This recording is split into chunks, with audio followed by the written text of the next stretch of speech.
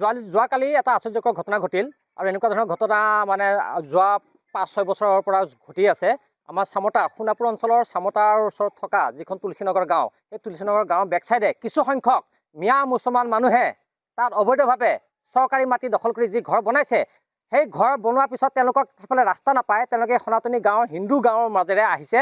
সোণালী গোৱালা বুলি কয় এগৰাকী মহিলাৰ মাটিৰ ওপৰেৰে, তেওঁ নিজা ম্যাদী পাট্টা মাটি, সেই মাটিৰ ওপৰেৰে তেওঁলোকে আহি গৰু মাংস সৰবৰাহ কৰি থাকে। যোৱাকালি আমাৰ সনাতনী হিন্দু লোকসকলে আমাৰ সনাতনী লোকসকলে তেওঁলোকে হাতলোতে কমচে কম 1 কুইণ্টেলৰ ওচৰা ওচৰি মাংস ধৰা পেলায়। সেই ধৰা পেলোৱাৰ পিছত পৰিস্থিতি উত্তপ্ত হয়। আমি প্ৰশাসনক অৱগত কৰিছোঁ। প্ৰশাসন আহে যদিও গধূলা সময়ত তেওঁলোকে এই জেহাদী মূলৰ মুছলমান মানুহসকলে আমাৰ মানুহসকলক, সনাতনী মানুহসকলক তেওঁলোকে শিলগুটিৰে আক্ৰমণ কৰে।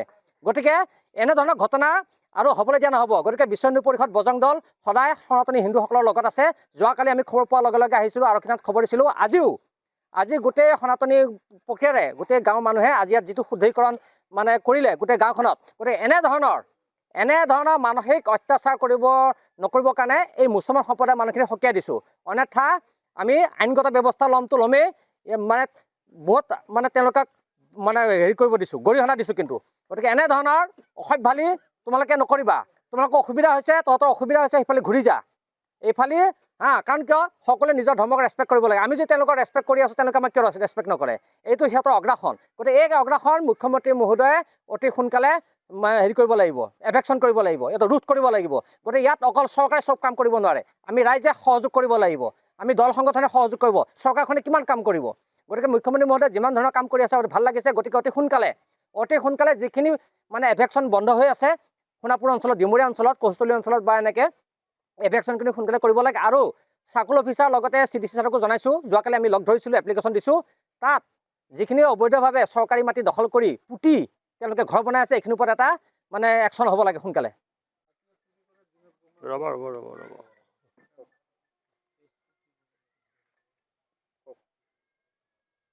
নগাঁৱৰ জুৰিয়াৰ পৰা অহা উচ্ছেদিত লোকে আৰু কচুতলীৰ পৰা উচ্ছেদিত লোকে এই তুলসীনগৰৰ পিছফালে থকা বিলৰ মাটি বেদখল কৰি তাত অবৈধভাৱে ঘৰ সাজিব। ৰাতিৰ ভাগত ডিমৰীয়া অঞ্চলত গৰু চুৰ কৰিব আৰু দিনৰ ভাগত সেই চুৰ কৰা গৰুসমূহ কাটি গৰু মাংসৰ বেপাৰ কৰিব। এই কথাষাৰ কোনোপধ্যে মানি লোৱা নহ'ব। যোৱাকালি এই তুলসীনগৰ অঞ্চলত আমাৰ হিন্দু লোকে হাতলিতে কেইবাজনো তেনেধৰণৰ সন্দেহযুক্ত লোকক হাতলিতে ধৰাই পেলালে আৰু তাৰপিছত আৰক্ষীক চমজাই দিয়াৰ পিছত ৰাতিৰ ভাগত আমাৰ হিন্দু লোকৰ ওপৰত সন্দেহযুক্ত লোকে আক্ৰমণ চলালে, শিল লাঠিৰে আক্ৰমণ চলালে আৰু তাৰপিছত আজি দিনৰ ভাগত ইয়াত অপ্ৰীতিকৰ পৰিৱেশ সৃষ্টি হোৱাৰ আমি সম্ভাৱনা দেখিছোঁ। গতিকে আৰক্ষীয়ে এই সমগ্ৰ বিষয়টো নিয়ন্ত্ৰণ কৰিব লাগে। যিসমূহ সন্দেহযুক্ত লোকে এই অঞ্চলত ঘৰ সাজিছে, প্ৰত্যেকৰ ঘৰে ঘৰে গৈ আৰক্ষীয়ে বিচাৰিব লাগে যে তেওঁলোকৰ প্ৰকৃত তথ্য কি, তেওঁলোক ক'ৰ পৰা আহিছে, কেনেধৰণে এই বিলৰ মাটি বেদখল কৰি ঘৰ সাজিলে। এই সমগ্ৰ বিষয়টো আৰক্ষী প্ৰশাসনে বিচাৰি উলিয়াই যিসকল সন্দেহযুক্ত লোকে এই অঞ্চলত ঘৰ সাজিছে প্ৰত্যেকে এই অঞ্চলৰ পৰা আঁতৰাই পঠিয়াব লাগে। আৰু আজি দিনৰ ভাগত এই সমগ্ৰ অঞ্চলটোত হিন্দু ধৰ্মৰ পৰম্পৰাৰে শুদ্ধিকৰণ কৰা হ'ল। যিহেতু গো মাংস আমাৰ হিন্দু গাঁৱৰ মাজেৰে সৰবৰাহ কৰা হৈছিল, এই হাতলিতে ধৰা পৰাৰ পিছত এটা অপ্ৰীতিকৰ পৰিৱেশ সৃষ্টি হ'ল যদিও আজি সেই পৰিৱেশটো খাম কটাবলৈ বা সেই সমগ্ৰ বিষয়টো আমি তল পেলাবলৈ আজি হিন্দু ধৰ্মৰ পৰম্পৰাৰে এই সমগ্ৰ এলেকাটোত শুদ্ধিকৰণ কৰা হ'ল। আৰু অনাগত দিনত তেনেধৰণৰ গো মাংসৰ ব্যৱসায় নকৰিবলৈ সকলো সাম্প্ৰদায়িক শক্তিক আমি সকীয়াই দিছোঁ। নিষিদ্ধ ঘোষিত গো মাংস মানে এই তুলসীনগৰৰ ঠিক উত্তৰ ছাইডত কেইবাঘৰো পৰিয়াল মানে মুছলিম পৰিয়াল আহি নতুনকৈ বসবাস কৰিবলৈ লৈছে।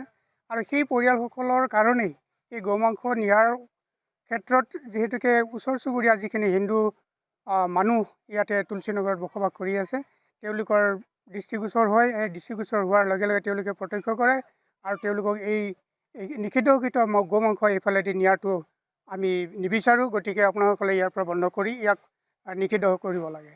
এই ক্ষেত্ৰত আমাৰ সকলোৰে নিশ্চয় গৰিহণা থাকিবই। তেওঁলোকে এই কাণ্ডটো কৰিব নালাগিছিলে। যিহেতুকে কৰিছে যদিও আজি স্থানীয় ৰাইজে যি ধৰণে শুদ্ধিকৰণকে আৰম্ভ কৰি তেওঁলোকৰ এই গৰিহণাৰ যিটো কৰিব লগা হ'ল, আমি তাৰ বাবে তেওঁলোকক মানে ইয়াৰ পৰা আঁতৰি থাকিবৰ কাৰণে অনুৰোধ জনাইছোঁ, দাবী জনাইছোঁ। আৰু এই যে কচুতলীৰ পৰা আৰম্ভ কৰি আজি এই উত্তৰ অংশত যিখিনি তুলসীনগৰৰ উত্তৰ অংশত যিখিনি মানুহ নতুনকৈ বহিবলৈ লৈছে এই সংখ্যালঘু ব্যক্তিসকলক অতি শীঘ্ৰে যাতে চৰকাৰে বিহিত ব্যৱস্থা লৈ মানে ইয়াৰ পৰা স্থানান্তৰ কৰি দিয়ে আমি তাৰ কাৰণে আমি মানে ধিক্কাৰ দিছোঁ। যিকোনো খবৰৰ বাবে যোগাযোগ কৰক আমাৰ এই নম্বৰত 9181 307 221।